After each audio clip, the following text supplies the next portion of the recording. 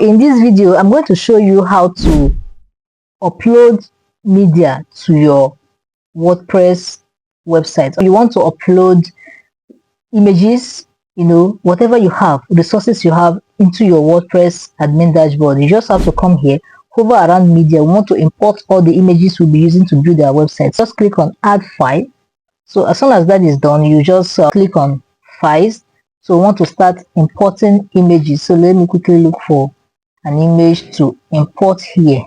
A very simple image to import.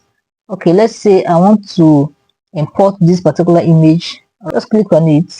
Boom, it has been imported. If you want to use it, as soon as you start building your website, you can always upload it as your media file. This is a very simple approach. If you want to upload videos too, you do that, but then I don't advise you to upload a video directly. Upload your video on a video platform like YouTube or Vimeo. I don't advise you to upload a video directly on your website because it's going to consume your server resources. So the best approach is for you to upload this video on a video platform like Vimeo and YouTube. Then copy the link and embed on your website. That is as simple as that. All right, see you in my next video. If you have any question, please don't forget to comment and ask, and I will be in the comment section to answer you. See you.